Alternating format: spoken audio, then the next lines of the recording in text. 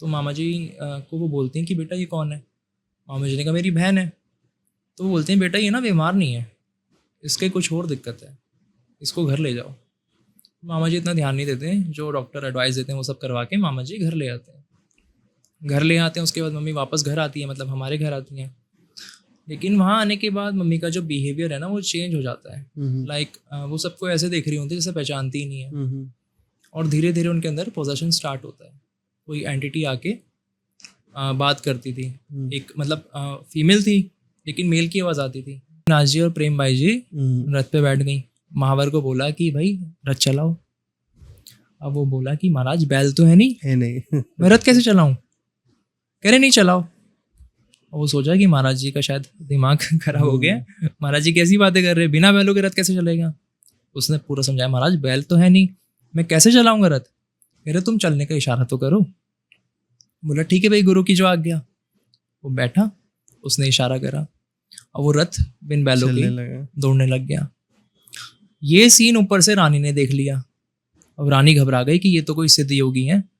और हस्बैंड ने मतलब राजा ने बहुत बुरा मतलब फंस गए हैं वो तो। अगर ये रुष्ट हो गए आज तो पता नहीं हमारे राज्य का क्या होगा। उन्होंने राजा को बताया, राजा ने भी देखा, राजा भी घबरा गया। अब राजा पीछे रथ लेके महाराज जी के और महाराज जी आगे। राजा पूरी कोशिश करे कि भाई महाराज जी से आगे पहुंचे, लेकिन रथ तो दौड़ता जा रहा।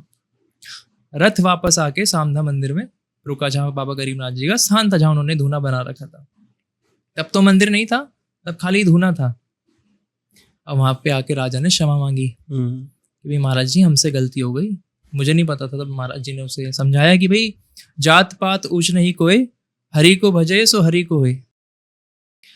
जब ये छोटे थे रघुनाथ जी महाराज, तो राजस्थान में ना बसें चलती थी, तो इनको बड़ा अच्छा लगता था देखकर। एक दिन क्या हुआ, ये बस में चढ़ गए। छोटे थे, गाय चराया करते थे। बस आ रही थी, बस में घुस गए।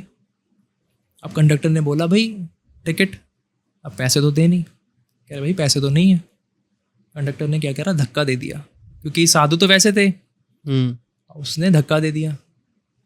अब महाराज जी गिरे, खड़े हुए, छोटे थे। बस के हाथ लगाया, बोले माई खड़ी रहे, और बोल के मंदिर में आ गए। और वो बस 10 बजे की खड़ी, शाम के 4 बज गए। वही खड़ी थी, वो खड़ी रही। मैकेनिक बुला लिया, पुर्जा खुलवा लिया। कुछ समझ में ही ना आएंगे भाई ये बस को हुआ क्या है। अब गांव में वहाँ ना बाहर ये बड़े बुजुर्ग बैठे रहते होते हैं। उन्होंने बोला भाई कोई देवी देवता की ओढ़ तो नहीं है तुम्हारे, मतलब कोई देवी देवता तो नाराज नहीं होगी तुम्हारे। बोले यार ऐसा तो कुछ नहीं है। कह रहे कुछ और कर दिया हो। अब वो कंडक्टर ड्राइवर विचार करने लगे क्या हुआ ऐसा। सो फिर उन्हें ध्यान आया कि हाँ सुबह सुबह एक बच्चा आया था, उसको धक्का। तो उन्होंने बताया कि भाई कैसा हुलिया था। उन्होंने बताया ऐसे ऐसा छोटा था, 10-12 साल के होंगे। कह रहे भाई वो तो बाबा गोपाल नाथ जी का शिष्य है। So yo, hello Kasaka, this is Dishang Dimle and welcome back to the podcast. And आज का podcast is gonna be really interesting because it can be segmented in 2 parts. 2 भाग में विभाजित हो सकता है ये। एक है नाथ संप्रदाय के बारे में, और नाथ संप्रदाय से जैसे हम लोग ने लास्ट टाइम भी किया था, but we have someone else. हम लोग के पास आज कार्तिक आया है। Kartik is straight away from Delhi. Kartik को आते समय डर लग रहा था कि मराठी नहीं बोला तो मार देंगे, ऐसे कुछ नहीं है। तो बट हाय कार्तिक, कैसे है ब्रो? मैं बहुत अच्छा हूँ, आप कैसे हो? मैं ठीक हूँ। लाइक हाउ एंड कैसे आना हुआ first of all, and then main question है कि नाथ संप्रदाय में कैसे जाना हुआ। Like how did you thought of going, because ये थॉट नहीं आता है, ये तो आत्मा का ही डिसीजन रहता है कि लाइक हम लोग ऑलरेडी चले जाएंगे, क्योंकि नहीं गए तो गुरु उठा के लेके जाते हैं। ऐसे भी सुना है मैंने। जैसे गोरक्षनाथ ने एक अपने शिष्य को छोड़ा था और 18 की 15 साल के बाद वो ढूंढते आए थे उन्हें। वैसे ही नाथ संप्रदाय में ऐसे अनेक गुरु हैं जो अपने शिष्य को पहचान लेते हैं और उठा लेते हैं, और बहुत लकी लोग रहते हैं जो नाथ संप्रदाय में इन्वॉल्व होते हैं। तो लाइक कैसे क्या और सब जानना है हमें। इसमें सबसे बड़ी बात यह है कि जो नाथ संप्रदाय है ना, अगर नाथ संप्रदाय में एक बार आपको दीक्षा मिल गई है तो आप बेशक चाहे कितना ही उपद्रव मचा लो, कितनी ही मतलब जितनी भी गलत चीज़ें वो कर लो, लेकिन नाथ जी महाराज आपको एक दिन आके वापस लेके ही जाएंगे। ये आपके कंट्रोल में है ही नहीं। अगर आपने दीक्षा ले ली तो आप वापस टर्न आउट नहीं हो सकते। अगर एक बार दीक्षा ले ली तो नाथ जी महाराज आपको अपने साथ लेके ही जाएंगे, चाहे आप कुछ भी कर लो। तो जैसा मेरे साथ था, मेरे परिवार में ही मतलब नाथ संप्रदाय का स्टार्टिंग से मान्यता थी। मेरे परिवार में भी नहीं, मतलब मेरे नाना जी के परिवार में था क्या कि जो मेरे नाना जी थे ना, मेरे नाना जी की शादी बचपन में ही हो गई थी। और मतलब 6 या 7 साल की उम्र में उनकी शादी हो गई थी। इतने जल्दी? हाँ, राजस्थानी थे तो पहले कर देते थे ना। और काफी पुरानी बात है ये, मतलब आज से 80 साल पुरानी बात है। अब होता क्या था, जो मेरे नाना जी थे ना, उनको बच्चे नहीं होते थे, मतलब होते थे और मर जाते थे, ऐसा उनके साथ रेगुलर चल रहा था। तो जो मेरी नानी जी थी वो ना एक दिन गली के अंदर बैठ के रो रही थी। अब रो रही थी तो गली के अंदर से ही एक संत गुजर रहे थे जिनका नाम था बाबा पन्नानाथ जी महाराज। अब जो बाबा पन्नानाथ जी थे उन्होंने नानी जी से पूछा कि माई आप रो क्यों रहे हो? तो नानी जी ने बताया कि महाराज हमारे संतान होती है और मर जाती है, और उन्हीं संतान की तो ये जीवन मेरा बेकार ही है, मैं परेशान हूँ बहुत ज़्यादा। तो बाबा पन्नानाथ जी ने बोला कि माई मेरे गुरु महायोगी हैं, अगर आप चाहो तो आपको संतान दे सकते हैं। तो नानी जी ने पूछा महाराज कैसे? तो महाराज जी ने बोला आप हमारे स्थान में आओ, जो राजस्थान के अंदर सामधा गाँव है, वहाँ पर बाबा गरीबनाथ जी महाराज जी का आश्रम है, हाँ वहाँ पर आओ। वहाँ पर आपको आओगे तो मेरे गुरु जी से मिलना, वो आपको संतान देंगे। तो नानी जी ने बोला ठीक है। तो नानी जी ने ये बात नाना जी को बताई। रात को जब नाना जी ऑफिस से आए, नाना जी को सारी बात बताई। नाना जी गुस्सा हो गए, क्योंकि जो मेरे नाना जी थे ना, वो साधु संतों को मानते नहीं थे। उनकी नज़र में मतलब वो ढोंगी पाखंडी जो भी चीज़ें हो सकती है वो और ये कब का बात है? आज से 80 साल पहले की होगी। ओके, सो इंडिपेंडेंस के आसपास, उससे थोड़ा सा बात का टाइम मान लो। हाँ। तो जो उस समय जो मंदिर था वहाँ पर गरीबनाथ जी महाराज जी का वो मंदिर था, और गरीबनाथ जी के बाद वहाँ पर बाबा गोपाल नाथ जी महाराज गद्दी पे आसीन थे। तो नानी जी ने नाना जी को बोला, नाना जी गुस्सा हो गए। नाना जी ने मना कर दिया कि नहीं, इनके चक्कर में नहीं पड़ना है, अपन जैसे हैं ठीक है, भगवान की अगर इच्छा होगी तो हमें संतान देंगे, वरना हम ऐसे ही खुश हैं। फिर क्या होता है कि नाना जी को ना सपने में साधु संत दिखने लगे और बंदर दिखने लगे, और रेगुलर उनको ऐसे सपने आने लगे, साधु संत उनको सपने में दिखते। तो 10-15 दिन के बाद नाना जी के मन में भी आया कि मतलब ये भी बोल रही थी चलो एक बार होकर आ जाते, जाने में क्या है। तो फिर वो दिल्ली से राजस्थान में गए और बहुत परेशानियों का सामना करते हुए मंदिर तक पहुँचे। मंदिर में पहुँचे तो वहाँ पर बाबा गोपाल नाथ जी गद्दी पे बैठे हुए थे। जैसे ही नाना जी मतलब धोख खाने लगे, पैर छूने के लिए झुके, तो महाराज जी ने उनका हाथ पकड़ लिया। बोले नाथिया तू तो हमें मानता ही नहीं था, हम तो पाखंडी है ना, पर आज तेरे को आना पड़ा ना हमारे द्वारा ही। और बोले लेकिन तुम्हारे भाग्य में संतान है नहीं, पर मैं तुम्हें संतान दूंगा, लेकिन जो पहला बच्चा होगा वो तुम्हें हमें देना होगा। नाना जी ने क्षमा मांगी। नाना जी ने बोला कि महाराज जी मेरी गलती नहीं है, आज तक मैंने जो सुना था, जो समझा था, मुझे यही लगता था कि हाँ ये साधु संत पाखंडी होते हैं। लेकिन नाना जी शॉक भी हो गए थे कि इनको ये बात कैसे पता लगी, क्योंकि घर में उन्होंने बात करी थी, और पहले तो ऐसा कोई वो भी नहीं था कि कोई बता दे। इतनी दूर बैठ के उन्हें एक एक जो नाना जी ने शब्द बोले थे सेम महाराज जी ने दोहरा दिए। नाना जी ने क्षमा मांगी और नाना जी ने बोला महाराज जी संतान ना होने से अच्छा है कि जो पहली संतान है हम आपको दे दें, तो ठीक है आप हमें संतान दो। महाराज जी ने कहा ठीक है 1 वर्ष के अंदर तुम्हारी संतान हो जाएगी। फिर क्या होता है, मेरे जो बड़े मामा जी हैं उनका जन्म होता है। उनका जन्म होता है तो नाना जी मामा जी को लेके जाते हैं मंदिर में। तो गोपाल नाथ जी महाराज जी ने बोला कि जो आने वाला समय होगा वो पढ़े लिखे लोगों का होगा, तो इसको जितना हो सके पढ़ाना, एक समय काल आएगा ये अपने आप हमारे पास आ जाएगा, जितनी अच्छी परवरिश उसकी करना, ये अपने आप हमारे पास आ जाएगा। तो नाना जी ने मामा जी को बहुत अच्छे से पढ़ाया, लेकिन जैसा मैंने बताया कि महाराज जी के द्वारा ही वो दिए गए थे, तो उनके अंदर वो दिव्यता थोड़ी थोड़ी हमेशा से थी। मतलब वो जैसे कोई बीमार है उसको पकड़ते थे तो वो ठीक हो जाता था। मतलब ऐसे बहुत सारी चीज़ें उनके साथ बचपन में ही होती थी, लेकिन उस चीज़ का उन्हें पूरा अनुभव था नहीं। फिर क्या हुआ, मेरे मामा जी के बाद मेरे दूसरे मामा जी का भी जन्म हुआ, और फिर जब तीसरा बच्चा होने वाला था तो बाबा गोपाल नाथ जी हमारे घर आए हुए थे, मतलब नाना जी के घर। तो मेरी नानी जी दोबारा रो रही थी। तो महाराज जी ने बोला माई अब तो आपकी संतान भी हो गई, अब आप क्यों रो रहे हो? तो नानी जी ने बोला महाराज जी जब मेरे बच्चे एक्सपायर होते थे, मतलब मर जाते थे, तो मेरी एक लड़की हुई थी उसका नाम सुगन था, और मुझे तो मेरी सुगन वापस चाहिए। तो महाराज जी ने बोला कि माई दुनिया तो लड़कों के लिए रोती है, आप पहली हो जो लड़की के लिए रो रही हो।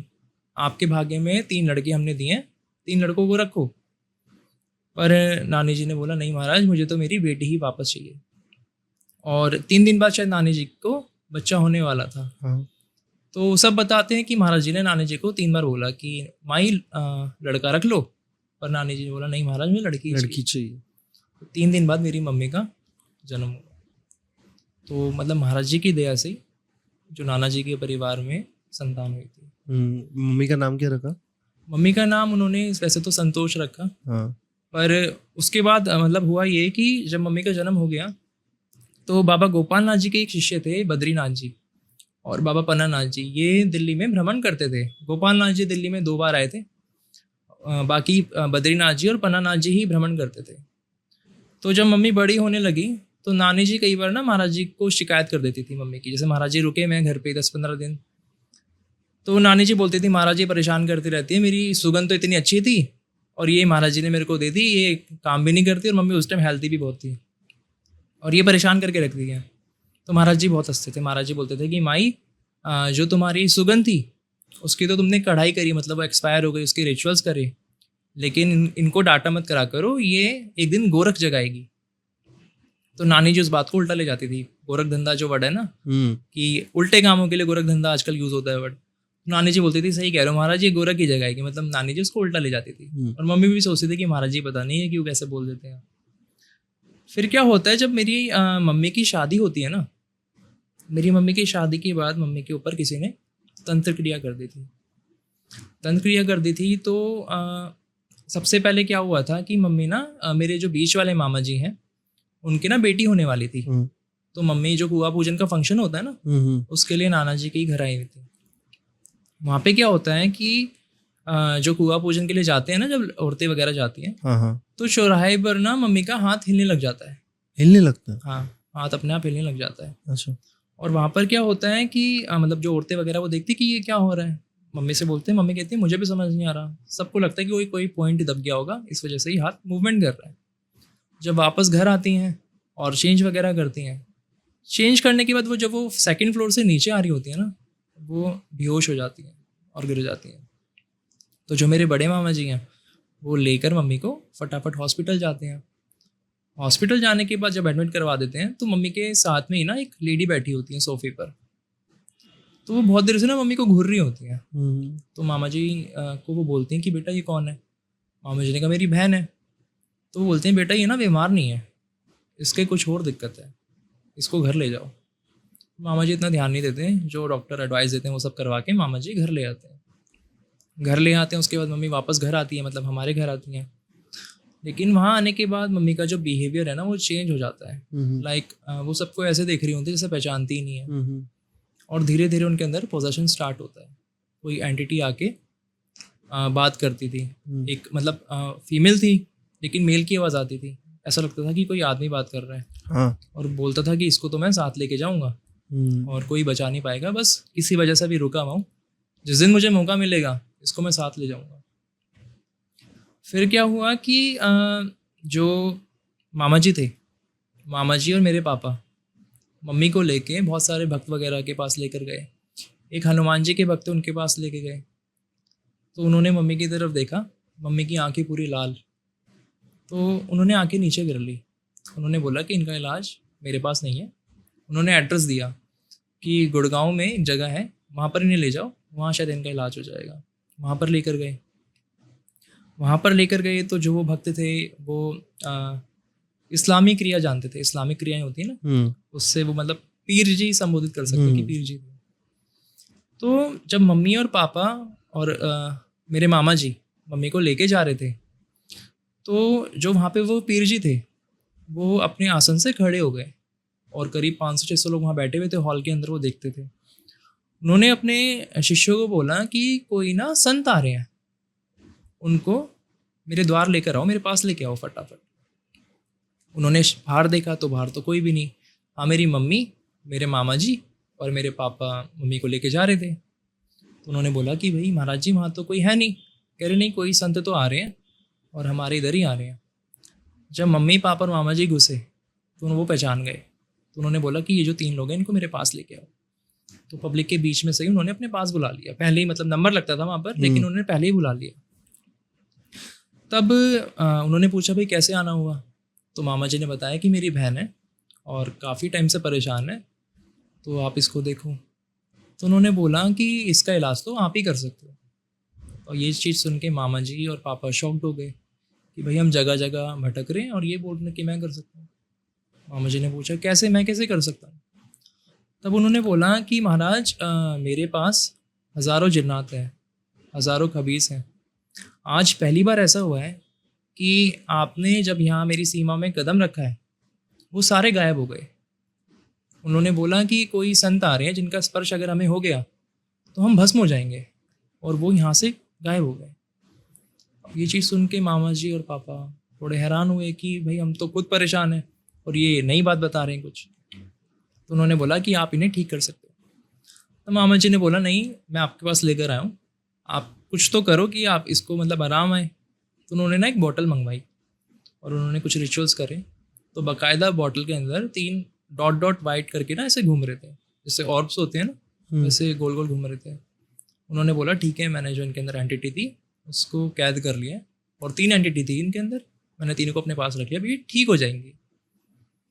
तो ये चीज़ सुन के पापा मम्मी और मामा जी मम्मी को लेकर आ गए, वापस घर आए। उसकी शाम को क्या होता है कि मम्मी के ऊपर वापस से सेम पोजीशन एंटिटी। आता है, हाँ।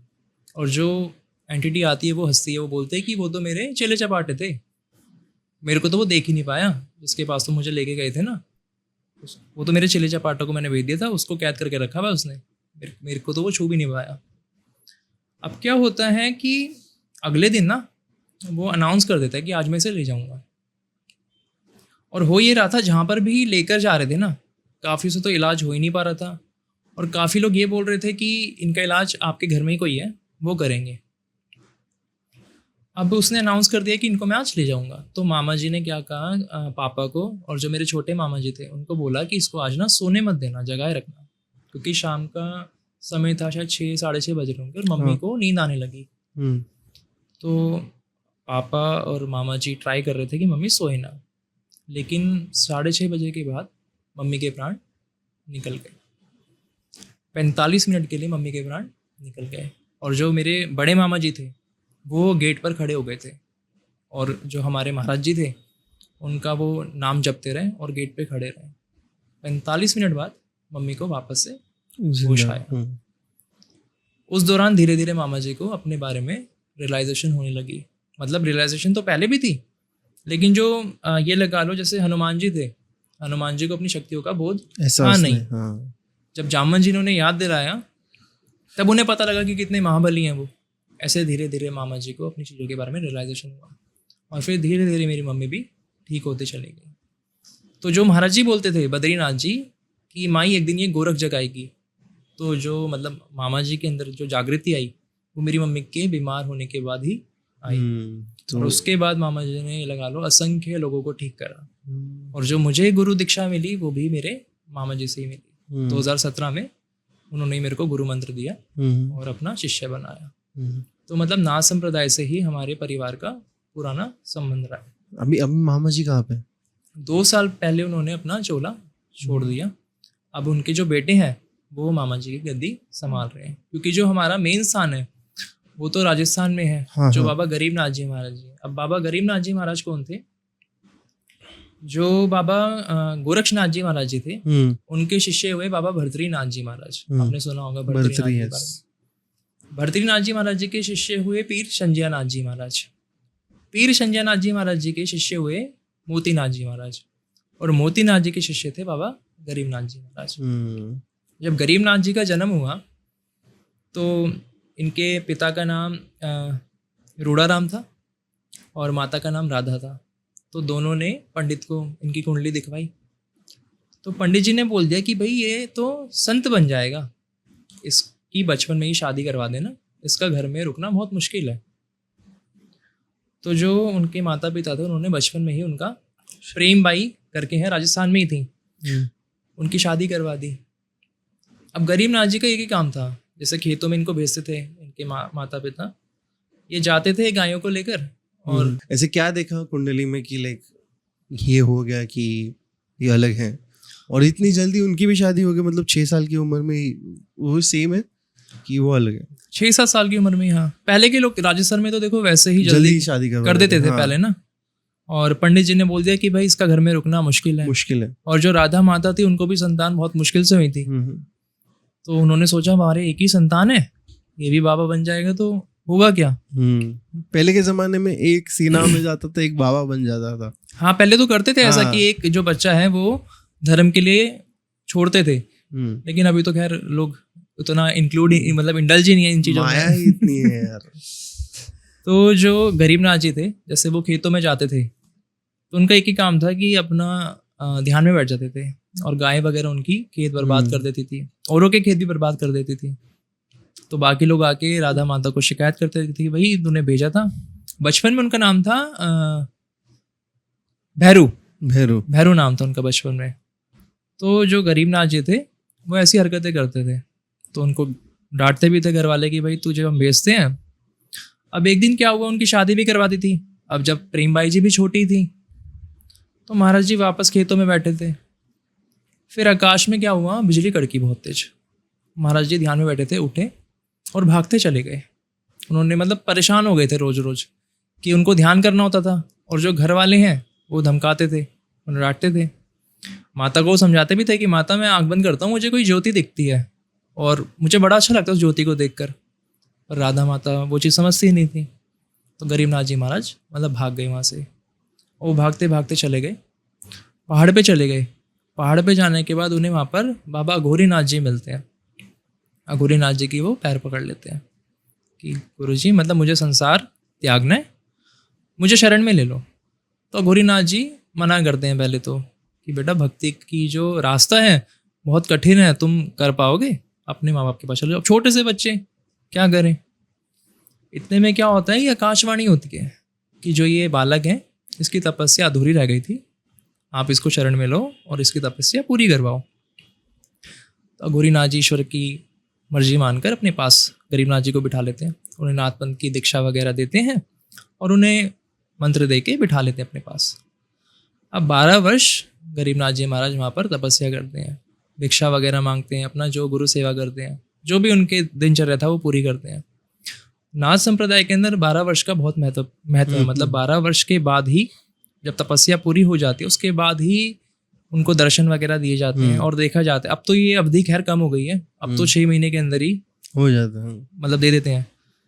लेकिन पहले 12 वर्ष का कंपलसरी था, 12 वर्ष तक शिष्य को पूरा देखते थे कि हाँ ये। अगर कई ऐसे भी बोला जाता है कि अगर गुरु उच्च कोटि के गुरु है तो वो ये संप्रदाय का रूल फॉलो कर रहे हैं अभी भी कर रहे हैं। हाँ, जो मतलब सामने नहीं है और अपना आराम से साधना के मार्ग में ही है वो तो आज भी करते हैं। जैसे हमारे यहाँ पर भी अभी भी ये चीज़ होती है फॉलो। तो वहाँ पर जो अघोरीनाथ जी हैं वो 12 वर्ष तक गरीबनाथ जी की तपस्या करवाते हैं। 12 वर्ष बाद क्या होता है दिशांक भाई कि नाथ संप्रदाय में ना एक चीज़ और है, जब तक आपके परिवार वाले खुशी खुशी आपको विदा नहीं करते हैं ना तब तक आप पूर्ण योगी नहीं माने जाते। तो गरीबनाथ जी को अघोरीनाथ जी बोलते हैं कि अब तुम्हारे 12 वर्ष पूरे हो गए, वापस घर जाओ, अपने माँ बाप की मर्जी से, अपनी वाइफ की मर्जी से वापस आओ। और 12 वर्ष हो गए, आपकी माता भी परेशान है, क्योंकि सिद्ध योगी थे, वो देखते थे कि इनकी माता रोज परेशान हो रही है, ढूंढ रही है अपने बच्चे को। तब वो जो भैरू जी थे मतलब गरीबनाथ जी, उनका नाम गरीबनाथ रखते हैं और उनको भेज देते हैं। जब वापस ये भैरोड़ में आते हैं गरीबनाथ जी, मतलब राजस्थान में जहाँ इनका जन्म स्थान था, वहाँ पर जाते हैं तो इनकी माता को पता लगता है कि मेरा बेटा वापस आया। अब ये आके देखते हैं कि जो ये तो भाई साधु बन गए हैं गरीबनाथ जी। तो माता बहुत रोती हैं, उनके पिता भी बोलते कि बेटा वापस चल, तूने करनी थी भक्ति, तेरी भक्ति हो गई, अब तो हमारे साथ रहे। महाराज जी बोलते नहीं आप समझो, मतलब महाराज जी उन्हें समझाते हैं पूरा। तो उनके माता पिता तो मान जाते हैं, लेकिन जो प्रेम बाई जी थी वो नहीं मानती हैं। अब प्रेम भाई जी ने कहीं और शादी भी नहीं करी थी, हम्म, मतलब वो 12 वर्षों से अपने हस्बैंड का वेट ही कर रही थी। प्रेम भाई जी को क्या है, उनके परिवार वाले भी समझा रहे थे कि भाई वो तो चला गया, हम तेरी कहीं और शादी करवा देते, और उनकी शादी की बात भी चल रही थी, मतलब हो गया था कि इनकी शादी करवा देंगे। लेकिन जैसे ही प्रेम भाई जी को पता लगा कि उनके हस्बैंड वापस आ गए हैं, वो भी भाग के आ जाती हैं और गरीबनाथ जी के चरणों में पड़ जाती हैं कि भाई ठीक है, अगर आप मुझे पत्नी रूप में नहीं रख सकते तो शिष्य तो बना सकते हो, मैं अभी भक्ति करूंगी लेकिन आपके साथ ही रहूंगी। अब गरीबनाथ जी बहुत समझाते हैं कि भाई अब मैं साधु बन चुका हूँ और अपने साथ आपको रखना सही नहीं होगा, समाज में भी पता नहीं कैसा संदेश जाएगा और मेरे संप्रदाय में भी पता नहीं कैसा संदेश जाएगा। तो बोलते कि कोई नहीं, शिष्य तो बना सकते हो। महाराज जी बोलते हैं हाँ, तो शिष्य बनाओ, मैं आपके साथ भक्ति करूँगी। तब गरीबनाथ जी महाराज प्रेम भाई जी को अपनी शिष्य बना लेते हैं और अघोरीनाथ जी के पास वापस जाते हैं। वहाँ जाने के बाद अघोरीनाथ जी बोलते हैं कि जितना मुझे तुम्हें सिखाना था मैंने तुम्हें सिखा दिया है, अब जो तुम्हारे दर्शन है, मतलब जो कुंडल है, ये नारायणपुर में बाबा मोतीनाथ जी महाराज हैं, वो तुम्हें बनाएंगे और वहीं से आगे की तुम्हारी शिक्षा दीक्षा स्टार्ट होगी। तो गरीबनाथ जी महाराज नारायणपुर आते हैं, वहाँ पर उनको कुंडल वगैरह मिलते हैं, मतलब उन्हें पूर्ण योगी बनाते हैं और वहाँ से वो वापस आ जाते हैं यहाँ पर सामदा गांव की तरफ। पूरे भारत में मतलब महाराज जी ने धूना लगाया और जगह जगह मतलब अलख जगह कि अलख निरंजन का नाम उन्होंने पुकारा।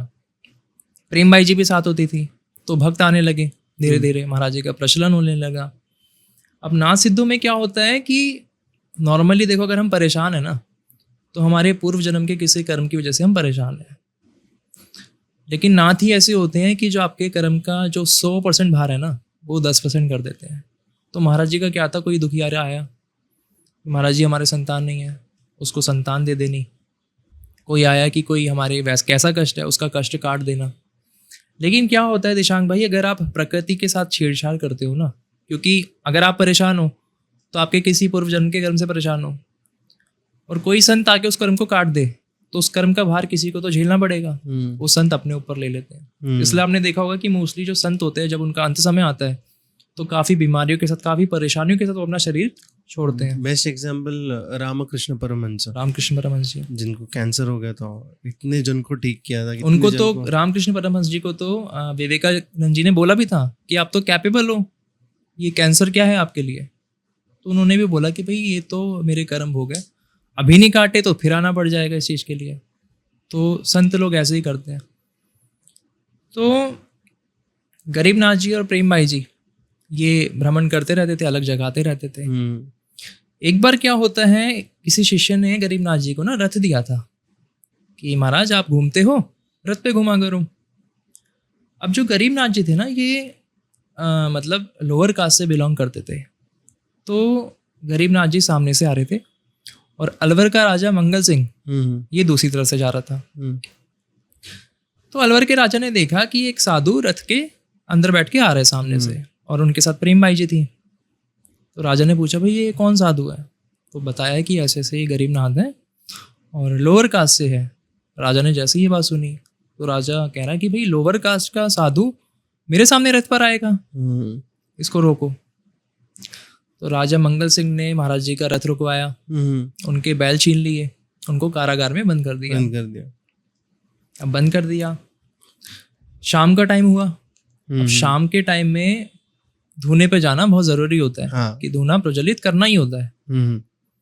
अब प्रेम भाई जी महाराज जी को बोले कि महाराज जी ये क्या हो गया, अब हमारा धूने का समय हो रहा है, हम कैसे क्या करें। गरीबनाथ जी ने बोला कोई नहीं गुरु महाराज भला करेंगे। शाम के टाइम से थोड़ी देर पहले ही जो सिपाही थे वो बेहोश होके गिर गए और जो कारागार था वो खुल गया। अब गरीबनाथ जी, प्रेम भाई जी और जो महावर था, जो रथ चलाने वाला था, ये वही है ना जिन्होंने एक तैरती हुई लाश को जिंदा कर दिया था। तैरती हुई गंगा किनारे बैठे थे जिन्होंने तैरती हुई लाश को बोला था अरे उठ, और वो उठ गई थी। नहीं, वो जालंधर नाथ जी थे। आई थिंक ये भी है, आई एम नॉट श्योर, मैं कंफ्यूज हो रहा है यहाँ पे। गरीबनाथ जी तो मैं आज से ही लगा लो 300 साल पहले की कहानी बता रहा हूँ तुम्हें, वो तो बहुत पुराने थे जालंधर नाथ जी महाराज। तो क्या हुआ, जब गरीबनाथ जी, प्रेम भाई जी और जो महावर है वो बाहर आया तो वहाँ पर रथ तो था, हाँ, लेकिन बैल नहीं थे। अब गरीबनाथ जी और प्रेम बाई जी रथ पे बैठ गई। महावर को बोला कि भाई रथ चलाओ। अब वो बोला कि महाराज बैल तो है नहीं, मैं रथ कैसे चलाऊं? कह रहे नहीं चलाओ। और वो सोचा कि महाराज जी का शायद दिमाग खराब हो गया, महाराज जी कैसी बातें कर रहे हैं, बिना बैलों के रथ कैसे चलेगा? उसने पूरा समझाया, महाराज बैल तो है नहीं, मैं कैसे चलाऊंगा रथ? कह रहे तुम चलने का इशारा तो करो। बोला ठीक है भाई, गुरु की जो आज्ञा। वो बैठा, उसने इशारा करा और वो रथ बिन बैलों के दौड़ने लग गया। ये सीन ऊपर से रानी ने देख लिया। अब रानी घबरा गई कि ये तो कोई सिद्ध योगी है, और हस्बैंड ने मतलब राजा ने बहुत बुरा मतलब फंस गए हैं वो तो। अगर ये रुष्ट हो गए आज तो पता नहीं हमारे राज्य का क्या होगा। उन्होंने राजा को बताया, राजा ने भी देखा, राजा भी घबरा गया। अब राजा पीछे रथ लेके महाराज जी के, और महाराज जी आगे। राजा पूरी कोशिश करे कि भाई महाराज जी से आगे पहुंचे, लेकिन रथ तो दौड़ता जा रहा। रथ वापस आके सामधा मंदिर में रुका, जहाँ बाबा गरीबनाथ जी का स्थान था, जहाँ उन्होंने धूना बना रखा था। तब तो मंदिर नहीं था, तब खाली धूना था। अब वहाँ पे आके राजा ने क्षमा मांगी कि भाई महाराज जी हमसे गलती हो गई, मुझे नहीं पता था। तब महाराज जी ने उसे समझाया कि भाई जात पात ऊंच नहीं कोई, हरि को भजे सो हरि को होए। मतलब जो हरि को भज रहा है उसकी क्या जात, वो तुम भी एक हो, वो भी एक है। तब राजा ने क्षमा मांगी और महाराज जी को सोने के कुंडल अर्पण करे कि ये भेंट है महाराज जी हमारी तरफ से। अब संत के लिए क्या सोना? महाराज जी ने कहा ठीक है भाई, इन्होंने प्रेम से दिए, हमने स्वीकार कर लिए, सोने के कुंडल पहन लिए। और राजा के क्या था, राजा के भी संतान नहीं थी, तब महाराज जी की कृपा से ही राजा के संतान हुई। तो जो राजा के साथ एक तस्वीर है मैं दूंगा, वो लगाना महाराज जी की, कि राजा के परिवार के साथ गरीबनाथ जी महाराज बैठे हुए हैं। इस सीन के बाद क्या हुआ, महाराज जी ने सोने के कुंडल पहन लिए। तो गरीबनाथ जी की ख्याति बढ़ने लगी, क्योंकि सोने के कुंडल एक तो, और इतने चमत्कार कर रहे थे। तो जो बाकी नाथ थे ना, जो मतलब कास्ट में महाराज जी से बड़े थे, उनके बीच चर्चा हुई कि भाई सामधा गांव में कोई बाबा गरीबनाथ है जो भाई ऐसे चमत्कार कर रहा है और सोने के कुंडल पहनता है। तो लोगों ने बोला भाई सोने के कुंडल तो बाबा गोरखनाथ जी ने भी नहीं पहने, वो क्या उनसे भी बड़े हैं? तो हम उनकी परीक्षा लेने चलेंगे। तो 450 योगी गरीबनाथ जी के पास आ गए। 450 योगी। वाह कसम। इसमें जो महाराज जी का एक भजन है, हाँ। उसमें पूरी पंक्ति है जैसे कि योगी मिलके 450 अजमाने आए, ले सतगुरु की शरण याचना मन में घबराए। कि जब उन्होंने महाराज जी के दर्शन करे तो उन मन में थोड़ी घबराहट तो हुई। 450 योगी आए, अब आते ही परीक्षा लेने आए थे, तो जितनी चीजें कर सकते थे महाराज जी को नीचा दिखाने की, उसका उन्होंने ट्राई करा। भाई आते बोले महाराज बड़ी दूर से आए हैं, भोजन का प्रबंध करो।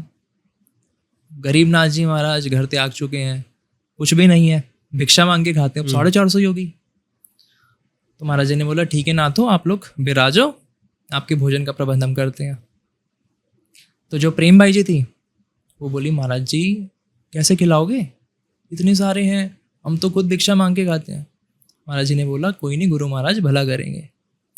तो कंडों का ना एक वो रखा हुआ था, मतलब कंडे समझते हो, उपले होते हैं ना, उपले का पूरा एक पहाड़ सा बना हुआ था। प्रेम बाई जी को महाराज जी ने बोला कि इसके ऊपर जाके चादर रख दो। प्रेम बाई जी ने चादर रखी। अब महाराज जी ने मंत्र विद्या चलाई और जो उपले थे उसके मालपुए बन गए। अब 450 योगियों को मालपुए खिलाए। एक योगी ने क्या करा था, 2 मालपुए ना अपने पास रख लिए थे कि इसको मैं सुबह खा लूंगा, मतलब कैसे भी अपने पास रख लिया था कि मैं ये बाद में खाऊंगा। ठीक है। अब जो योगी थे उन्होंने देखा कि हाँ भाई खाना तो खिला दिया, उन्होंने क्या करा, महाराज जी को जहर दिया, मतलब एक कटोरे में जहर अर्पण किया और कहा भाई महाराज जी हमारी तरफ से ये आप इसे ग्रहण करो। और महाराज जी ने वो पी लिया। पीने के बाद देखा भाई महाराज जी को तो कुछ हो ही नहीं रहा है और नाथ देख रहे। महाराज जी ने क्या किया, जब वो पी लिया, पीने के बाद रुमावड़ी विद्या होती है, जाकर वो जहर पानी के अंदर निकाल दिया, वापस आ गए। तब महाराज जी ने बोला भाई नाथो अब तो रात हो गई है, आप लोग विश्राम करो, सुबह यहाँ से निकल जाना। तो भाई जाने से पहले वो महाराज जी को बोले कि महाराज जी एक बात तो बताओ, बाबा गोरखनाथ जी ने भी सोने के कुंडल नहीं पहने, आप क्या उनसे भी बड़े हो? तब गरीबनाथ जी बोले कि भाई वो तो स्वयं शंकर जी हैं, आदिनाथ है, उनकी बराबरी में तो मैं कहीं पे भी नहीं हूँ। ये तो मेरे को राजा ने भेंट दी, भेंट के रूप में मैंने रख लिया, वरना मेरे को तो सोने के कुंडल या प्लास्टिक के कुंडल या लकड़ी के कुंडल में कोई फर्क नहीं पता। उसने प्रेम से दिया, हमने स्वीकार कर लिया। तो नाथ बोले नहीं, ये आप उतारो और आप दूसरे कुंडल पहनो। महाराज जी ने बोला ठीक है नाथो, आप लोगों की जैसी इच्छा है, हम सुबह इसमें विचार करते हैं। अब ये 450 योगी सो गए। जब सुबह उठे तो इन सबके कुंडल गायब। जब सुबह उठे तो इन्होंने अपने कानों में हाथ लगाए, इनके कुंडल गायब हो रखे थे। अब इन्होंने देखा कि भाई ये क्या हो गया, एक के भी नहीं, 450 के गायब है। फिर जिसने जो मालपुआ छुपाया था ना, उसने वो देखा तो उसका वापस कंडा बना हुआ। तब वो सारे समझ गए कि भाई ये तो कोई सिद्ध योगी है और हमसे तो बहुत बड़ी भूल हो गई है। उन्होंने बोला भाई इन्होंने तो हमें मालपुए भी नहीं, इन्होंने तो हमें गोबर खिलाया, ये कौन से महायोगी हैं? तब वो वापस जाते हैं, महाराज जी से क्षमा मांगते हैं कि महाराज जी हमसे गलती हुई। तो महाराज जी उन्हें भी बोलते हैं कि भाई आप लोग मेरी परीक्षा लेने आ गए सीधा, और मेरी कास्ट की वजह से नाथ संप्रदाय में आने के बाद तो फिर क्या जाते हैं, सब नाथ ही हैं। तब उन्होंने क्षमा मांगी। तो महाराज जी से बोला महाराज हमारे कुंडल वापस करवाओ। कर दो। महाराज जी ने बोला जहाँ आप लोग सोए थे वापस जाके लेट जाओ, सो जाओ, आपके कुंडल वापस आ जाएंगे। तो वो लोग गए, उनके कुंडल वापस आए, महाराज से क्षमा मांगी और चले गए। फिर क्या हुआ, गोमुख नाला, एक गोमुख नाला है, तो वहाँ पर प्रेमनाथ जी और गरीबनाथ जी स्नान के लिए गए। अब वहाँ पर भी क्या हुआ कि जो ऊंची जाति के लोग थे, साधु संत थे, उन्होंने महाराज जी को रोक लिया कि भाई आप इसमें स्नान नहीं कर सकते हो, यहाँ पर सिर्फ उच्च कोटि के संत ही आते हैं। महाराज जी ने कहा भाई ठीक है, आप लोगों की जैसी मर्जी। महाराज जी वापस आ गए। उनके मुड़ते ही गोमुख नाला बंद हो गया। अब बंद हो गया तो वहाँ पर लोगों ने विचार करा भाई क्या हुआ। पूरा संतों ने सभा बैठाई, पूरा देखा, तब पता लगा कि भाई ऐसे ऐसे वहाँ से एक संत आए थे सामधा गांव से, उनको स्नान नहीं करने दिया। तो जो बड़े विद्वान थे उन्होंने देखा तो समझे कि भाई ये तो बहुत गलत कर दिया। तो गरीबनाथ जी के पास है, क्षमा मांगी, महाराज गलती हुई। तो इसमें भी भक्ति है। एक रोज गणेश्वर जाके किया गुरु स्नान, काना फूसी करण लगे जन जाति का अभिमान। चलता नाड़ा बंद हो गया, किया गुरु का ध्यान, जन्म जात के अभिमानी सब हो गए थे हैरान। कि मतलब जिन्होंने भी कास्टिज्म का घमंड दिखाया महाराज जी को, तो उनको फिर महाराज जी ने उस चीज का प्रचार किया। महाराज जी ने बोला कि ठीक है 2 वर्ष के बाद नाला वापस चलने लगेगा। तो गोमुख नाला भी 2 वर्ष बाद वापस शुरू हुआ। अब क्या था, जो प्रेमनाथ जी थे ना, वो थी तो फीमेल ही। तो वो गरीबनाथ जी तो भिक्षा मांगने गए थे और प्रेमनाथ जी तपस्या कर रही थी पहाड़ पर। तो गांव के कुछ लड़के वहाँ से निकल रहे थे, उन्होंने कुछ कमेंट पास कर दिया प्रेमनाथ जी को। अब प्रेमनाथ जी को बहुत क्रोध आ गया और वो राजस्थान में जो मंदिर है ना जहाँ पर, वहीं पर एक पहाड़ है, वहाँ पर बैठ के तपस्या करती थी। और सामधा वो गांव है, सामधा गांव है जगह का नाम। तो प्रेमनाथ जी ने क्या करा, श्राप दे दिया कि ये गांव पूरा बर्बाद हो जाए और ये पहाड़ पूरे इस गांव पे गिर जाए। तो वहाँ से बड़ी बड़ी चट्टानें ना गांव की तरफ आने लगी। अब ये चीज़ नीचे से गरीबनाथ जी ने महसूस कर ली, देख ली कि भाई पहाड़ गिर रहे हैं। नीचे से गरीबनाथ जी ने जहाँ जो चट्टानें गिर रही थी वहीं पे वहाँ से रोक दी। फिर गरीबनाथ जी आए, पूछा प्रेमनाथ जी से कि भाई ऐसे इतना क्रोध क्यों? तो प्रेमनाथ जी ने बताया कि ऐसे ऐसे इन लोगों ने कुछ गलत कमेंट कर दिया था। तो गरीबनाथ जी ने बोला भाई साधु होके इतना क्रोध क्यों, उनका तो काम है, लेकिन आपने इतना क्रोध क्यों करा? तब गरीबनाथ जी ने क्या किया, दिशांक भाई, प्रेमनाथ जी मतलब प्रेम भाई जी के शरीर के सामने ऐसे हाथ फेरा, उनका जेंडर ही बदल दिया। मतलब प्रेम बाई से उनको प्रेमनाथ बना दिया, मेल बना दिया, कि कल को ऐसी कोई बात ही ना हो। या तो शंकर भगवान ने ये चीज करी थी, उसके बाद बाबा गरीबनाथ जी ने पूरा जेंडर ही बदल दिया था। ऐसी विद्या थी नाथों की। नाथ इतने मेरे को प्रोमिनेंट और मतलब ऐसे बॉस थे ना भाई, भगवान से ही लड़ दिए थे बहुत बार। तो नाथ का अर्थ ही नार्थ होता है। हाँ, जब संधि करते हैं हम्म, ना अर्थ होता है कि जिसके आगे किसी की भी ना चले। हाँ, अंत में चाहे कोई भी भगवान हो, उनको एंड में नाथ ही कहते हैं, नाथेश्वर कहते हैं। तो नाथों की ऐसी माँ है। गरीबनाथ जी के फिर शिष्य हुए बाबा गोपाल नाथ जी महाराज। वो भी बहुत सिद्धि योगी हुए। गोपाल नाथ जी ने बहुत प्रसिद्ध किए। एक बार गोपाल नाथ जी के पास, मेरे नाना जी का तो सीन मैंने बताया है कि उनकी गोपाल नाथ जी की कृपा से ही और बाबा पन्ना नाथ जी की कृपा से ही जो मेरे गुरु जी हैं, मेरे मामा जी श्री केशव नाथ जी महाराज, उनका जन्म हुआ। गोपाल नाथ जी के पास मंदिर में 2 साधु आए और नाथ ही थे लेकिन ब्राह्मण समाज से थे। हाँ, तो गरीबनाथ जी को बोला, महाराज जी हमें ना भूख लगी है, तो खाने का प्रबंध करना है। महाराज जी ने बोला ठीक है मैं करवाता हूँ। गोपाल नाथ जी ने कह रहे नहीं, हम तो देखो ब्राह्मण हैं, आपके हाथ का नहीं खा सकते, आप हमें सामान दे दो, हम खुद बनाएंगे खुद खाएंगे। गोपाल नाथ जी ने बोला ठीक है, सामान दे दिया। अब बोले कि हमें तेल दो। बोले तेल तो नहीं है। बोले सामने कुंड है, इसमें से ले लो। कुंड में पानी। तो बोले कि भाई पानी में थोड़ी हम पूरी बनाएंगे, तेल दो।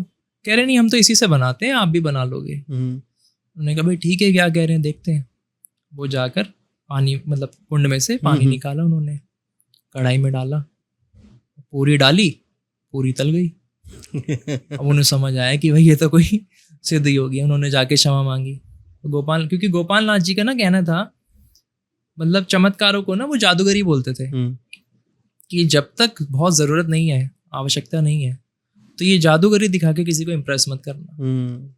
कि अगर कोई अध्यात्म में चमत्कार देख के आया तो क्या आया, अगर उसको अपना आत्मज्ञान ही नहीं है, उस चीज़ का पूरा ज्ञान ही नहीं है, सिर्फ एक एक्साइटमेंट के तौर पे कि हाँ भाई चमत्कार हुआ, कोई पावर है, इनके पास चलते हैं। जो अभी बात कर रहे थे, मैं जस्ट यही थॉट आया था कि लाइक ऐसे लोगों को जादूगरी ही दिखानी पड़ती है जिन लोगों को धर्म का अर्थ ही नहीं समझ में आता है। ज़रूरत है तो दिखानी तो पड़ेगी। अगर नहीं है, आसानी से आ रहा है, तो उसको बहुत प्यार से समझा बुझा के आप अंदर ले सकते हो। ये तो है ही।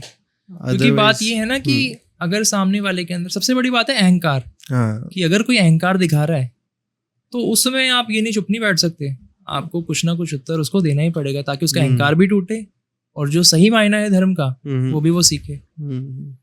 गोपाल नाथ जी के शिष्य हुए बाबा रघुनाथ जी महाराज, जिन्होंने 2017 में समाधि ली अभी। और एक मायना ये भी है कि रघुनाथ जी महाराज जी जब गरीबनाथ जी ने समाधि ली थी ना, जीवित समाधि ली थी उन्होंने, तो कहा था कि मैं 4थी पीढ़ी में वापस आऊंगा। तो काफी लोगों का ये भी मानना है कि बाबा रघुनाथ जी गरीबनाथ जी के ही रूप थे। रघुनाथ जी महाराज जी के अलग चमत्कार थे उनके, मतलब एक तो वो अपने ना कुंडल हमेशा ढक के रखते थे।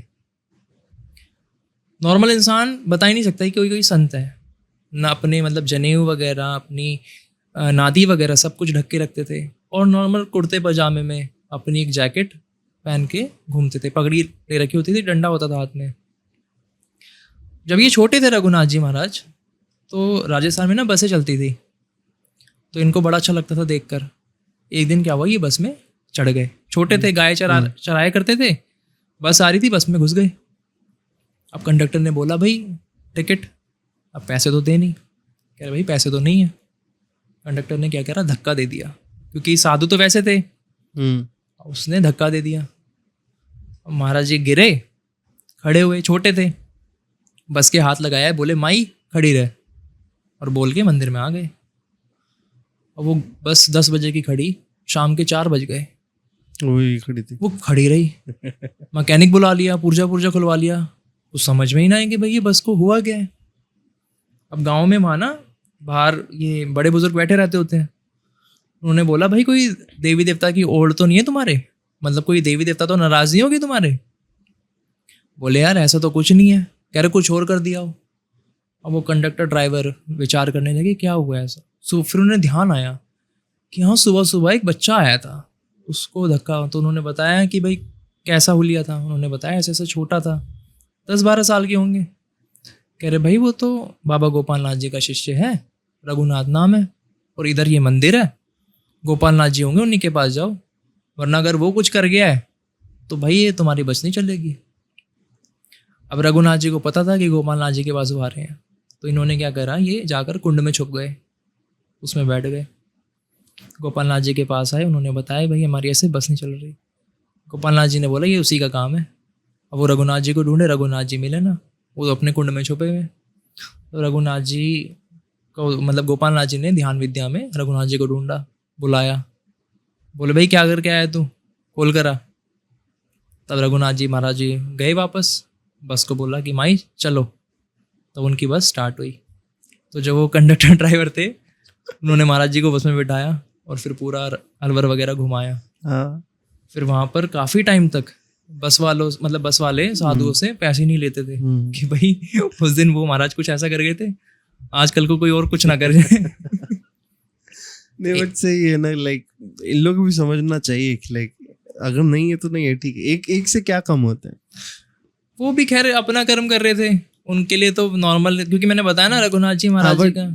एक चीज मुझे नहीं अच्छी लगी कि धक्का दिया, हाँ वो बस नहीं ये करना चाहिए हाँ। था तुम्हें। अब प्यार से बदलाओ इसको, तो वो एक बार क्या हुआ रघुनाथ जी महाराज जी का, अच्छा उनका ना कुछ भी मूड का पता नहीं होता था। हाँ जैसे हमारे क्या होता है सत्संग होते हैं, हाँ तो नाथ जी महाराज आके सत्संग करते हैं, 5-7 भजन खुद गाते हैं, बाकी उनकी जो शिष्य वगैरह है वो भजन करते हैं। सत्संग मैं भी करता हूँ, मतलब सत्संग की वजह से ही मेरा भी रुझान सबसे ज़्यादा नाथ संप्रदाय के अंदर आया। तो रघुनाथ जी महाराज जी का मन हुआ गंगा जी जाने का। तो जो उनका ड्राइवर था बंसी, उसको बोले यार गाड़ी मैं चलाऊंगा आज, तू साथ में बैठ। वो बोला कि महाराज जी कागज वगैरह तो लेने दो गाड़ी के यहीं पे, क्योंकि दिल्ली में वो आए हुए थे सत्संग करने, यहीं से सत्संग करके बाकी सबको तो भेज दिया। बोले मैं गंगा जी जाऊंगा यहीं से। तो अब बंसी बोला कि भाई महाराज जी कागज़ तो लेने दो। कह रहे कोई ना ऐसे ही चलेंगे। वैसे तो वो राजस्थानी बोलते थे, मैं हिंदी में बता रहा हूँ। तो भाई कौन से कागज? जो गाड़ी के कागज़ थे ना, हाँ डॉक्यूमेंट्स गाड़ी के, हाँ गाड़ी के जो डॉक्यूमेंट्स थे वो लिए बिना ही, मतलब लाइसेंस वगैरह कुछ नहीं, गाड़ी लेके निकल लिए। अब धोला कुआं में गाड़ी महाराज जी की रोक ली और महाराज जी भगाते हुए लेके जा रहे रघुनाथ जी महाराज जी। और वहाँ पर गाड़ी रोक ली भाई पुलिस वालों ने। बोले भाई कागज़ दिखाओ। कह रहे भाई कागज़ तो नहीं है। कह रहे भाई लाइसेंस। कह रहे जी वो भी नहीं है। अब इन महाराज जी का तो बना नहीं हुआ था, जो उनका ड्राइवर था बंसी वही लेके जाता था हर जगह। अब वो साथ में बैठा बैठा सोच रहा महाराज जी ने आज फंसवा दिया, मैं बोल भी रहा था इन्होंने सुनी नहीं, और गाड़ी भी बंसी की। कह रहे महाराज जी आज नुकसान करवाएंगे। पुलिस वाले बोले ठीक है भाई फिर थाने चलो। अब महाराज जी ने बोला ठीक है जी, रमता जोगी बहता पानी, हम तो कहीं भी चल लेंगे। महाराज जी उतर गए। अब रघुनाथ जी महाराज जी उतर गए तो जो पुलिस वाले थे वो गाड़ी लेके जाने लगे। अब महाराज जी यहाँ खड़े थे और पुलिस वालों के साथ वहीं खड़े खड़े महाराज जी ने बोला कि भाई मैं तो यहाँ खड़ा हूँ और माई तुम इनके साथ जा रही हो। तो वो जो गाड़ी थी वो बिना ड्राइवर की महाराज जी की तरफ आने लग गई, टेस्ला। अब ये चीज़ देख के पुलिस वाले घबरा गए कि भाई ये क्या है। वो गाड़ी महाराज जी को फॉलो करी, महाराज जी जितना आगे जा रहे वो गाड़ी महाराज जी को फॉलो करे जा रही। तब पुलिस वालों ने पैर पकड़े कि भाई आप कौन हो। तब ड्राइवर ने बताया कि ये बाबा रघुनाथ जी महाराज जी हैं सामदा गांव से, तो बाबा गरीबनाथ जी के गद्दी पीठाधीश्वर हैं। तब उन लोगों ने क्षमा मांगी, और जो हमारा घर है ना दिल्ली में उससे 2-3 गली पीछे ही वो लोग रहते हैं, मतलब जिनके परिवार में जो पुलिस वाले थे उन्होंने ये चीज़ महाराज जी का चमत्कार देखा था। अब फिर महाराज जी वहीं से गंगा जी चले गए। गंगा जी जाने के हरिद्वार या फिर वाशी का वाराणसी? गंगा जी हरिद्वार वहाँ चले गए। वहाँ पर जाने के बाद स्नान वगैरह करा, 2 दिन वहाँ रहे और फिर अपने वापस सामदा मंदिर में आ गए। तो जो ड्राइवर था बंसी उसने तो चमत्कार देखा था आंखों से, तो वो सबको बता रहा भाई महाराज जी ने तो बहुत चोखा काम कर दिया, वहाँ पर पुलिस वालों के साथ ऐसा ऐसा कर दिया। अब जो गांव के लोग थे वो हैरान, बोले कब? बोले भाई 2 दिन पहले। कह रहे भाई तू पागल है क्या? कह रहा क्यों? कह रहा 2 दिन से तो महाराज जी मंदिर में सत्संग कर रहे हैं। कह रहे क्या बात कर रहे हो, 2 दिन से महाराज जी तो मेरे साथ हैं। तो बाकायदा और लोगों से बात हुई तो गरीब मतलब रघुनाथ जी महाराज जी मंदिर में भी अवेलेबल थे और वहाँ गंगा जी में स्नान भी कर रहे थे। मतलब 2 रूप वहाँ पर उन्होंने दिखाए कि वहाँ सामधा में भी अवेलेबल थे और गंगा जी में वहाँ बंसी के साथ भी अवेलेबल। तो ऐसे मतलब बहुत चमत्कार करे रघुनाथ जी महाराज जी ने, और अभी 2017 में वो समाये हैं। बट ये एक चीज जो बताई आपने कि एक जगह दो जगह एक जन होना, ये बहुत बहुत एडवांस लेवल का विद्या है जो एक स्टेज के बाद आ ही जाता है आई थिंक सो किसी के पास, बट उसके लिए एटलीस्ट 5 से 6 जन्म तो लग जाते हैं। अब कितने जन्म थे महाराज जी के ये तो हम नहीं जान सकते। अगर आप बोल रहे हो कि गरीबनाथ जी की ही वो ही है, हाँ मतलब ऐसी मान्यता है, मान्यता अब है उसमें ना। कितनी सच्चाई है ये तो मैं नहीं कह सकता, लेकिन मान्यता ऐसी है कि चौथी पीढ़ी पे बाबा गरीबनाथ जी ही वापस आएंगे। वही कैलकुलेशन लग रहा है 4 की 5 में उन्होंने देखो बिन बैलों के रथ चलाया था, हाँ। इन्होंने गाड़ी चलाई। एक चीज और किस्सा हाँ मुझे ध्यान आया अभी, नाथ संप्रदाय में जो अवधूत संत होते हैं ना, हाँ हाँ हाँ। ये शराब वगैरह भी पीते हैं। तो रघुनाथ जी महाराज जी और बाबा पन्नानाथ जी महाराज सेवन करते थे, अवधूत थे। सरभंगी साधु थे। हाँ। तो रघुनाथ जी महाराज जी सत्संग के लिए भैरोड से ही गुजर रहे थे। अब ये बाल ब्रह्मचारी, क्योंकि जितने भी शिष्य थे महाराज जी के, गोपाल नाथ जी के, ये सब चढ़ाए हुए थे, मतलब सब लोग अपनी पहली संतान महाराज जी को दे के जाते थे। उसमें से ही कोई शिष्य आगे चलकर गद्दी के लिए सिलेक्ट होता था। तो रघुनाथ जी महाराज जी भैरोड से गुजर रहे थे, सत्संग वाले लोग भी थे गाड़ी में, महाराज जी ने ड्रिंक भी कर रखी थी। तो चलते चलते बोले कि यार बचपन में ना किसी टाइम पे हम दूल्हा बनकर आए थे। अब बाकी लोग हैरान, कह रहे महाराज जी को शायद नशे हो गए हैं, क्योंकि बाल ब्रह्मचारी बचपन से तो मंदिर में रहे। कह रहे भाई ये क्या बोल रहे हैं, पर अब महाराज जी के आगे कौन क्या बोले, सब चुप हो गए कि हाँ ठीक है। जब जगह पर गए सत्संग कर लिया तो उन लोगों ने विचार करा, कह रहे यार महाराज जी की बात सुनी थी, क्या बोले थे? कह रहे हाँ बोल रहे थे बचपन में दूल्हा बनकर आए थे। कह रहे दूल्हा बनकर कौन आया था? कह रहे कौन आया? तो बाबा गरीबनाथ जी महाराज बचपन में उसी जगह से वहीं पर दूल्हा बन के घूमे थे। तो ऐसे काफ़ी लोग कहते हैं कि बहुत बार उन्होंने वो चीज़ लोगों को बताई कि हाँ मैं वही हूँ, पूरी तरह तो नहीं, कि ऐसे छोटे छोटे हिंट्स दिए। एक बार क्या हुआ, बंसीनाथ जी थे एक, वो ढोलक बजाते थे, तो उनका ना मन करा कि बहुत दिन हो गए महाराज जी के दर्शन नहीं करे, होकर आते हैं। तो बंसीनाथ जी, तब महाराज जी क्या थे, नारायणपुर में थे, नारायणपुर गए। अब नारायणपुर में उनके आने से पहले क्या हो रहा था, नारायणपुर में ना बड़ी गद्दी कहलाती है हमारी, जो नारायणपुर में बाबा पीर संजय नाथ जी महाराज, जो मैंने बताया ना, जो मोती नाथ जी थे वो वहाँ के आधिपत्य मतलब गुरु थे। उस समय वहाँ पे गद्दी पे बाबा शिवनाथ जी महाराज बैठे थे। ये मतलब ये लगा लो आज से 15 साल पहले का किस्सा होगा। अब संजय नाथ जी महाराज जी के वहाँ था सत्संग, और कोई ढोलक वाला नहीं था। तो रघुनाथ जी महाराज अपना चारपाई पे बैठे हुए थे। अब वहाँ के लोग ढूंढ रहे थे, भाई ढोलक वाला नहीं मिल रहा, फ़ोन कर रहे हैं। और महाराज जी बैठे बैठे बोले, कह रहे चूरमा बना लो, चूरमा समझते हो, चूरमा बना लो, ढोलक वाला अपने आप आ जाएगा। लोगों ने सोचा भाई ठीक है क्या बोल रहे हैं। हाँ, exactly. संत ने जो कह दिया वो कह दिया, वो मान लेते थे वहाँ के लोग। अब उन सबने चूरमा बना लिया, बैठ गए। अब मैंने बताया ना यहाँ से जो बंसी नाथ जी थे, ये ढोलक बजाते थे, और इनका विचार हुआ कि भाई महाराज जी के दर्शन नहीं हुए, रघुनाथ जी के दर्शन करके आऊँगा। पहले सामदा गए, पता लगा कि भाई महाराज जी तो नारायणपुर है। तो इन्होंने क्या करा, कह रहे महाराज जी को चूरमा पसंद है बहुत, चूरमा बनाऊंगा, वहीं जाके बनाऊंगा। ये सीधा नारायणपुर चले गए, वहाँ महाराज जी के दर्शन करे। तब रघुनाथ जी महाराज जी बोले भाई यहाँ गया ना ढोलक वाला। तो बंसीनाथ जी बोले महाराज चूरमा बनाऊंगा आपके लिए। कह रहे मैंने बनवा के पहले रख लिया। मतलब यहाँ वो अपने मन में खाली विचार कर रहे थे, वहाँ बैठे बैठे रघुनाथ जी महाराज उनका जो भी माइंड में वो सोच रहे थे वो सब पढ़ रहे थे। तो ऐसे चमत्कार रघुनाथ जी महाराज जी ने बहुत दिखाए। Crazy bro, crazy. 1 घंटा भाई, 1 घंटा तूने पूरा एंटरटेन कर दिया। And this is not entertainment also, it is more of जहाँ आत्मा का अपने आप से परिचय इतने तौर से, इतने गहरे तौर से हो जाता है कि ये सब सिद्धियाँ कुछ नहीं है ब्रो। जब आत्म साक्षात्कार होने के बाद इंसान की जो स्थिति हो जाती है वो ये स्थिति है, वो सच्चिदानंद स्थिति जिसको बोलते हैं, सच्चिदानंद जो बोलते हैं, जिसको जो कर दिया वो सत्य है। वही होता है। तो क्रेजी। मूविंग ऑन, लेट्स 1 घंटे का पॉडकास्ट हो गया। you have more stories to tell or you want to continue with the horror stories? इसी को कंटिन्यू करते हैं अभी, ठीक है, नाथ ठीक। संप्रदाय को ही। Horror stories बाद में सेकंड पार्ट कर देंगे, कभी आओगे तभी। हाँ ठीक है। हॉरर स्टोरी वैसे जो मम्मी वाली थी वो भी थी, एक हॉरर स्टोरी थी, मतलब मैंने शॉर्ट में बताया वैसे, क्योंकि मेन कंसर्न यहाँ पे नाथ संप्रदाय का था ना। फिर कंटिन्यू करूँ ना? हाँ बिंदास।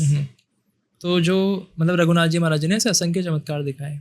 अब क्या था, जो मेरे मामा जी थे ना, इनको महाराज जी ने यहाँ दिल्ली में मतलब यहाँ पर स्थान बनवाया मामा जी का। मामा जी का क्या था, मामा जी पे स्पर्श विद्या थी, मतलब वो उंगली पकड़ते थे और सामने वाले की कोई भी बीमारी है, कैंसर है, कुछ भी है, उंगली पकड़ के ही ठीक कर देते थे। मतलब सामने वाले को ऐसा लगता है कि उसके शरीर में एक चींटी घूम रही है, वो चींटी ही काम करती थी, मतलब ऐसा फील होता था, लेकिन अपनी आत्मिक ऊर्जा से वो चीज़ों को ठीक करते थे। जो मतलब मेरे जो गुरुजी थे, मतलब मेरे मामा जी, उनका मैंने चमत्कार देखा था अपनी प्रत्यक्ष आंखों से। क्या था कि एक ना अंकल जी हैं, वो अपने बेटे को लेके आए थे, उनके बेटे में पोजेशन था जिनका। अब मामा जी की ना उस दिन तबीयत खराब थी। अच्छा। तो मामा जी के ना एक शिष्य हैं, उनको मामा जी ने बोला था कि आज तू देखियो इसे। और मामा जी सो रखे थे, लेटे हुए थे बेड पे। तो वो जिन बोला कि आज तो मैं इसे ले जाऊंगा मामा जी को आके। और मामा जी की तबीयत खराब थी, फीवर हो रखा था, कह रहे हाँ ले जाइयो। मामा जी बोल के वापस सो गए। जो उनके शिष्य थे वो उनको देख रहे थे। अब क्या हुआ, थोड़ी देर में उस बंदे ने ऐसा रिएक्ट किया कि वो ठीक हो गया, मतलब वो जिन नहीं मैनिपुलेट करा, बोला हाँ मैं ठीक हूँ ये वो। तो जो हमारा जो घर है ना दिल्ली में, जहाँ मंदिर है, वो मतलब घर के अंदर ही एक हॉल बना रखा है, उसमें मंदिर है। हॉल में ही मामा जी मतलब सत्संग वगैरह होता था महाराज जी का, और लोगों को देखते थे। तो वो बोला कि मुझे ना वॉशरूम जाना है, मैं वॉशरूम जाऊँ? तो जो देख रहे थे उन्होंने बोला ठीक है हो या। वो क्या कर रहा, बाहर निकला मंदिर से, हॉल से बाहर निकला और सीधा छत पे चला गया। छत पे जाके दिशांग भाई उसने क्या किया, छलांग लगा दी गली के अंदर, मतलब उसको मारने के लिए समझो। लेकिन छलांग लगाई और जहाँ हॉल था वहीं पे ना जाला लगा हुआ है, लोहे वाले जाले होते हैं ना, हाँ। वहीं से किसी शक्ति ने उन्हें खींच लिया वापस। और फिर मंदिर में ले जाके उसकी जो मतलब महाराज जी ने कुटाई करी है, क्योंकि दिख तो नहीं रहा था, लेकिन जो तड़प थी उसकी वो दिख रही थी कि हाँ वो बहुत चिल्ला रहा था कि महाराज जी गलती हो गई, माफ कर दो ये वो। और मामा जी यहाँ सो रखे थे, उन्हें मतलब बिल्कुल भी अंदाजा ही नहीं था। जब मामा जी उठे और जब वो जाने लगा, तब उस मतलब जिन को वापस बोले कि हाँ भाई ले गया, लेके नहीं जा सकता ऐसे। और उसी दिन उस जिन को निकाल दिया, वो फ्री हो गए। सही, सो ब्यूटीफुल। कड़क भाई, ऐसे एक्सपीरियंसेस जब होते हैं, इट फील्स वेरी, बोलते हैं ना, इमोशनल एक साइड से होता है और एक कनेक्टिविटी आ जाती है। This is what I feel कि लाइक अगर मैं होता तो मिलता यार मामा को। 2 साल का हेर फेर रह गया। बाकी अभी उनके जो बेटे हैं वो उनकी जगह गद्दी पे बैठे हैं। हाँ, वो देखते हैं हम लोगों को। मैं मिल लूंगा कभी, आना ही होता है दिल्ली। हाँ, जो मेन मंदिर है सामदा, हाँ, वहाँ पे भी जो बाबा रघुनाथ जी थे वो भी 17 में ही समाये हैं। उनसे भी मगर मतलब पहले होता तो मुलाकात में करवाता, क्योंकि महाराज जी तो ये लगा लो मिलते भी नहीं था किसी से ऐसे। नॉर्मली कोई कहेगा कि भाई ये कैसे साधु हैं। एक बार कोई गया, महाराज जी रघुनाथ जी महाराज बाहर बैठे हुए थे, अखबार पढ़ रहे थे, और मैंने बताया ना उनके हुलिये से कोई बता ही नहीं सकता कि ये संत है। हाँ। कुंडल वगैरह छुपा के रखना, अखबार पढ़ रहे थे। बोले भाई महाराज जी से मिलना है, महाराज जी गए। तो रघुनाथ जी बोले भाई अंदर बैठे हैं, जहाँ गरीबनाथ जी का समाधि है वहाँ भेज दिया। अब वो वहाँ चले गए, नए लोग थे, पता नहीं था। अब अंदर गए, देखा भाई महाराज जी की मूर्ति है, बाकी साधु लोग घूम रहे थे, उनसे पूछा कि महाराज जी से मिलना है, महाराज जी का है। कह रहे महाराज जी तो बाहर बैठे अखबार पढ़ रहे हैं। कह रहे उन्होंने तो बोला है महाराज जी अंदर है। वो मतलब मस्करी करते हैं, नहीं मस्करी नहीं, मतलब उनका कहना था कि भाई ये है बाबा गरीबनाथ जी, हाँ, इन्होंने बिन बैलों के रथ चलाया था, हाँ, ये है पूर्ण योगी, मेरे पास क्यों आते हो? तो उनका कहने का मतलब ये था कि भाई गरीबनाथ जी महाराज जी के पास असली गद्दी के बाहर मतलब हकदार वही है, हाँ, हम तो सेवक है। पर वो ये चमत्कार को दुनिया नमस्कार करती है। सब रघुनाथ जी महाराज जी की तरफ। वो अपनी मस्ती में रहते थे, अपना सत्संग करते थे, और ऐसे प्रवचन वगैरह भी नहीं करते थे कुछ। जैसे सत्संग में क्या होता था? सत्संग में क्या होता है, हमारे ना भजन गाए जाते हैं हाँ, हाँ। संतों के। हाँ। गोरखनाथ जी की वाणी हो गई, कबीर जी की हो गई, मीरा जी की होगी, और भजनों के द्वारा ना लोगों को जगाया जाता है। जैसे ये भी एक तरह के सत्संग ही हो गया। ये भी सत्संग ही है। हाँ। जहाँ सत का प्रभाव हो वो सत्संग है। जहाँ आपकी जागृति हो रही है वो सत्संग है। और सात सुरों का मिलन भी सत्संग का रूप लेता है। तो हमारे में मतलब महाराज जी ऐसे प्रवचन नहीं करते थे, लेकिन हाँ सत्संग में ही वो इतनी गहरी बातें कह जाते थे कि जो समझने वाला है वो समझ जाता था। क्योंकि महाराज जी का भी मतलब ऐसा है, आजकल तो देखो ऐसा हो गया है कि मतलब मैं नाम तो नहीं लूंगा किसी का, पर काफ़ी लोग हर किसी को गुरु दीक्षा दे देते हैं, गुरु मंत्र दे देते हैं। वो चीज़ गलत है, क्योंकि हर इंसान उस चीज़ के लिए नहीं बना है। नहीं बना। जैसे जो मेरे मामा जी थे, जो मेरे गुरुजी हैं केशवनाथ जी महाराज, उन्होंने भी 25-30 शिष्य बनाए हैं पूरे खाली, और शिष्य ही नहीं बनाए। क्योंकि अगर एक बार आपने शिष्य बना लिया, हाँ, तो जब तक शिष्य की मुक्ति नहीं हो जाती तब तक आपको भी वापस आना ही पड़ेगा। मैं वही बताने वाला था कि लाइक आप और शिष्य वो एक कर्म से बंध जाते हैं। बिल्कुल। और जब तक उसका कल्याण नहीं होता, उसका मोक्ष नहीं होता, तब तक आपको आना पड़ता है, उसको ज्ञान देना पड़ता है, उसको खींचना पड़ता है कि चल भाई तो यहाँ नहीं यहाँ जाना है। तो तब टिल द लास्ट शिष्य is cleared you come back. इसलिए आगे आगे लाइक आगे जाके अगर कोई गुरु भी बनता है तो मैं उनको यही बोलता है कि लाइक है हिम्मत इतनी तो ही करो बाबा, नहीं तो it is not easy game.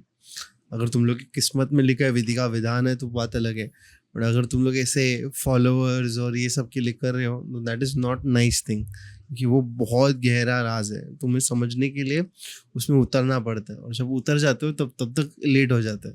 तो सोच समझ के करो जो भी कर रहे हो। वही है, परीक्षा बहुत कठिन होती है, आप दे ही नहीं सकते। नॉर्मल इंसान तो ये लगा लो, मतलब मैं और किसी का क्या बोलूँ, मेरा खुद का एक्सपीरियंस ऐसा था कि एक समय पे वो ऐसा भ्रमित करते हैं परीक्षा में कि आपके मन में आए कि भाई ये हो क्या रहा है, ये गुरु हैं, ये इतना परेशान कर रहे हैं मुझे। लेकिन वो आपके कर्म काटते हैं।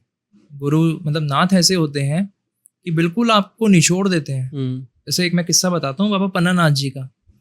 सामधा में जो सबसे मतलब ये लगा लो, सामधा मंदिर का जो सबसे ज़्यादा नाम करा, इवन महाराष्ट्र में भी, वो बाबा पन्नानाथ जी महाराज जी थे। जगह जगह जाके उन्होंने अलग जगाया। पन्नानाथ जी महाराज जी भी सरभंगी साधु थे, तो अपना ड्रिंक करके वो बैठे हुए थे। एक परिवार आया, बोला महाराज जी हमारे संतान नहीं है, संतान दो। महाराज जी बोले होएगा मर जाएगा, जा।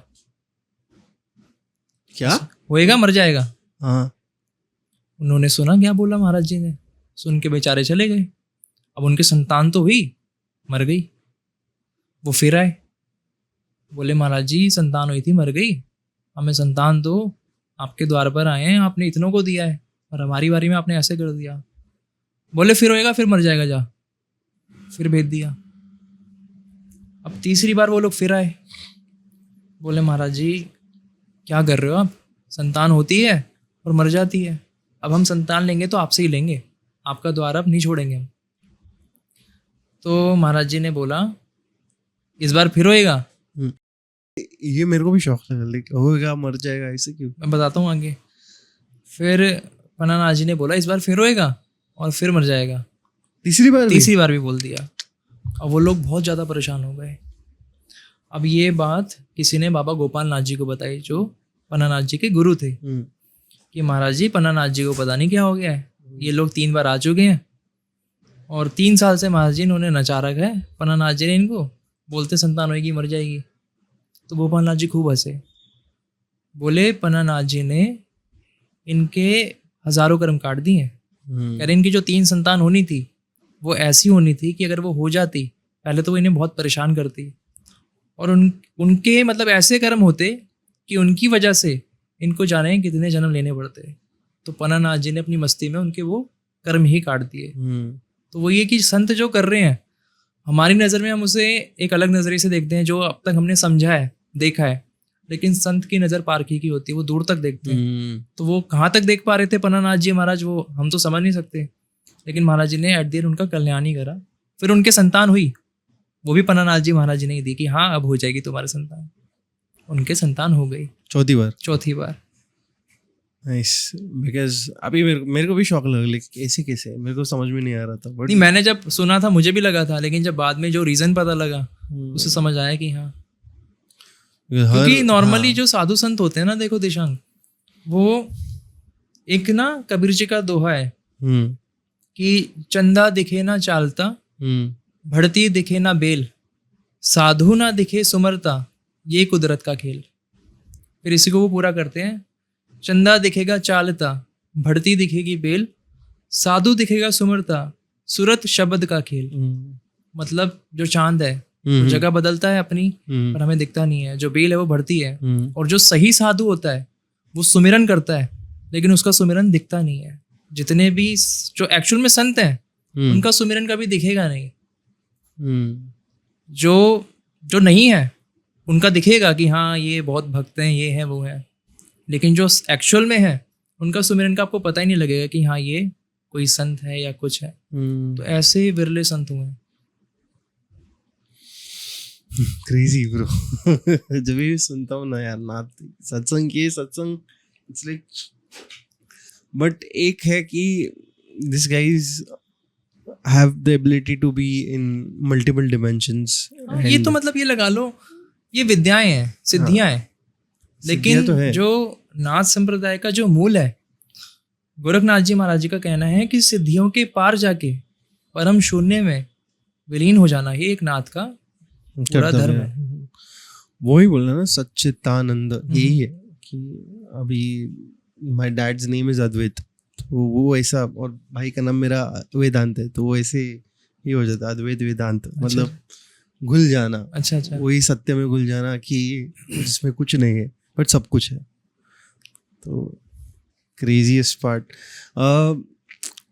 You were gonna talk about Maharashtra के नाथ संप्रदाय और इसके बारे में, दिल्ली मतलब नॉर्थ के नाथ संप्रदाय के बारे में, तो वो क्या फर्क पड़, जो यहाँ की मान्यता जो मुझे पता लगी है, हाँ, महाराष्ट्र में शायद नवनाथ भक्ति सागर है, उसके बाद नाथ संप्रदाय का प्रचलन ज़्यादा हुआ है।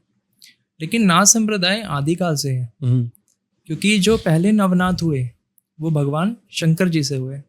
आदिनाथ वो खुद बने, उदयनाथ माता पार्वती जी को उन्होंने शिक्षा दी, संतोषनाथ विष्णु जी को दी, ऐसे करके पहले नौ नाथ हुए, और ये आदिकाल से हुए। एक मान्यता ये है कि भगवान दत्तात्रेय जी ने नाथ संप्रदाय की शुरुआत करी, लेकिन जो हमारे साइड की मान्यता है, क्योंकि नाथ संप्रदाय तो अनादिकाल से है, दत्तात्रेय जी महाराज जी सती अनुसुईया जी के पुत्र थे, हाँ, और अत्रेय ऋषि के पुत्र थे, इसलिए इनका नाम दत्तात्रेय पड़ा। अब अगर नाथ संप्रदाय से उनका संबंध तो है, लेकिन ऐसा नहीं है कि उनके बाद वो चीज शुरू हुई। हाँ, ये है कि प्रचलन में आई, लेकिन स्टार्ट आदिकाल से ही, क्योंकि गोरखनाथ जी महाराज जी ने बाबा भर्तृनाथ जी को शिक्षा दी। अब भर्तृनाथ जी कौन थे? राजा विक्रमादित्य के बड़े भाई। तो हमारा विक्रम संवत तो स्टार्टिंग से चल रहा है, तो उस हिसाब से तो नाथ संप्रदाय कब का हुआ? कपिल मुनि को शिक्षा दी, और वो कब के साधु थे? सतयुग से थे। परशुराम जी, उनको शिक्षा दी, वो भी सतयुग से थे। तो नाथ संप्रदाय आदिकाल से है। हाँ, जो शंकर भगवान के नौ नाथ हैं और जो गोरखनाथ जी के नौ नाथ हैं वो अलग हैं। टोटल मिला के 30 पंथ थे। फिर समय काल आया, शंकर भगवान के में से रह गए 18 और गोरखनाथ जी के में से रह गए 12। फिर और समय काल से 12 में से निकले 6 और शंकर जी के में से निकले 6, तो 12 पंथ अभी विद्यमान है। तो जब नाथों की जमात निकलती है तो एक महंत तो बैठता है 18 की पदवी पर शंकर जी के रूप में, और एक गोरखनाथ जी के रूप में जब जमात चलती है। तो नाथ संप्रदाय आदिकाल से। हाँ, दत्तात्रेय जी का बहुत बड़ा महत्व है, और कहते हैं कि दत्त गोरख की एक ही माया, बीच में औघड़ समाया। मतलब एक तरफ दत्तात्रेय महाराज बैठते थे, एक तरफ बाबा गोरखनाथ जी, और बीच में एक औघड़ था। औघड़ बोलते हैं जो दर्शन ही नहीं होता ना, जो योगी तो होता है लेकिन कुंडल नहीं होते, उसको औघड़ बोलते हैं। तो यहाँ से वो चिलम मारते थे, दत्त महाराज की तरफ देते थे, और फिर यहीं से वो लेकर बाबा गोरखनाथ जी की तरफ देते थे। तो गोरखनाथ जी और दत्तात्रेय जी, इनकी सम्मान मान्यता नाथ संप्रदाय के अंदर है। लेकिन यहाँ पे जो मान्यता है वो अलग है कि वो यहाँ अलग है, पर, हाँ, जो नवनाथ भक्ति सागर के रूप में है। और शायद मैंने सुना है कि 200 वर्ष पहले वो ग्रंथ लिखा गया है। हाँ 200 ईयर्स अगो ज्ञानेश्वरी के टाइम पे लिखा गया था। हम्म। परफेक्ट, तभी लिखा गया था और उसके बाद ही प्रचलित हुआ था। उसमें ऐसी मान्यता है जब द्वापर से कलयुग आने वाला था तभी नवनारायण को बोला गया था कि आपको वापस आना पड़ेगा। तो उसके बाद जो मत्स्येंद्रनाथ ने जन्म लिया उसके बाद वो शुरू हो गया। फिर उन्होंने दीक्षा और शिक्षा ली दत्तात्रेय से, फिर वहाँ से लेके गोरक्षनाथ, बाद में अपना I am bad with names but वहाँ से स्टार्ट हो गया। सो वो वैसे मान्यता है। वहाँ की मान्यता ये है कि जब शंकर भगवान पार्वती माता को ज्ञान दे रहे थे, तो जो मत्स्य के रूप में मत्स्येंद्र नाथ जी महाराज जी थे गर्भ के अंदर, तो उन्होंने वो ज्ञान सुन लिया था। तो शंकर भगवान ने फिर उनको दीक्षा दी और बोला कि भाई ठीक है, तुम इस ज्ञान का प्रचार करो और नाथ संप्रदाय का प्रचार करो। अब दीक्षा देने के बाद जो शंकर भगवान थे वो खुद उनके शिष्य के रूप में आए, इसलिए उन्हें बोलते हैं शिव गोरक्ष। मतलब गुरु भी वही हैं, क्योंकि मच्छिंद्र नाथ जी के गुरु शंकर भगवान आदिनाथ जी बने और मच्छिंद्र नाथ जी के शिष्य बाबा गोरखनाथ जी बने, इसलिए उन्हें शिव गोरक्ष का रूप बोला जाता है कि गुरु भी वही हैं और शिष्य भी वही हैं। और गोरखनाथ जी के किस्से तो फिर अनेक है, उनकी तो चमत्कार सुने ही है। बहुत अभी रिसेंटली ये होने वाला है, बोल रहे हैं ना कि पंगत बैठने वाली है। अच्छा, तो मतलब वैष्णवी देवी से लेके हाँ वो अभी तो नहीं, अभी तो बहुत टाइम है उस चीज में, क्या पता हो जाए होप्स। बट एक चीज है कि लाइक अगर देखने मिला तो क्या बुरा है। शायद अभी तो ना हो, मुझे तो नहीं लगता। खैर अभी मेरी दुनिया खत्म हो जाएगी क्योंकि अभी उतना वैसा कलयुग आया नहीं है। अभी ये लगा लो, अभी हम बहुत अच्छे टाइम में जी रहे हैं। बट ऐसी मान्यता भी है कि अगले आने वाले 7 सालों में वो टाइप का कलयुग आने की संभावना ज्यादा हो सकता है। तो क्योंकि कलयुग को कलयुग के घोर कलयुग में बदलने के लिए सिर्फ कुछ घंटों की आवश्यकता है। हाँ कह सकते हैं। देखो अभी भी ऐसा है कि अगर रूल रेगुलेशन ना हो ना, तो सबका तो नहीं पर काफ़ी इंसानों का व्यवहार आज भी वही है कि अगर कोई चीज़ उनको रोक नहीं रही है तो व्यवहार वैसा ही है कि हाँ वो जंगली बना वो कर देते हैं आज भी। तो तुम्हारी बात ठीक है कि हाँ 2-3 घंटे में भी अगर चेंज होना हो युग तो इनफ है कि हाँ हो सकता है।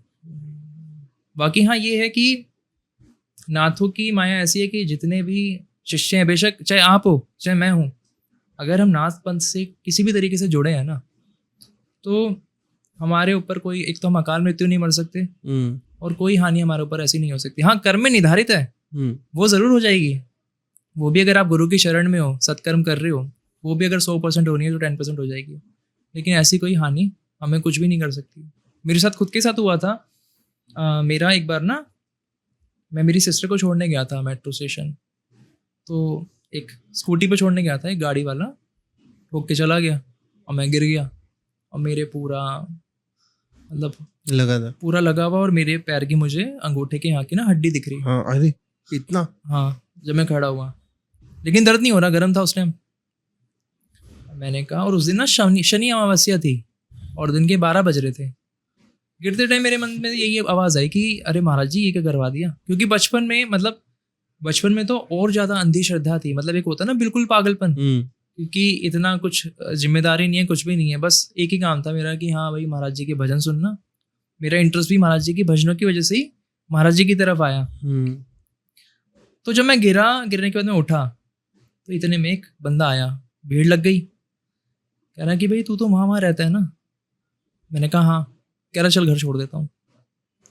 मैंने कहा पहले मेरी स्कूटी लगाओ। तो वहाँ पेट्रोल पंप पे मैंने मेरी स्कूटी लगवाई, फिर उन्होंने मुझे अपनी बुलेट पे बिठाया। अब सिर्फ मुझे इतना याद है कि बुलेट पे मैं बैठा हूँ, उसके बाद मेरे को थोड़े चक्कर आने लगे क्योंकि ब्लड वगैरह निकल रहा था।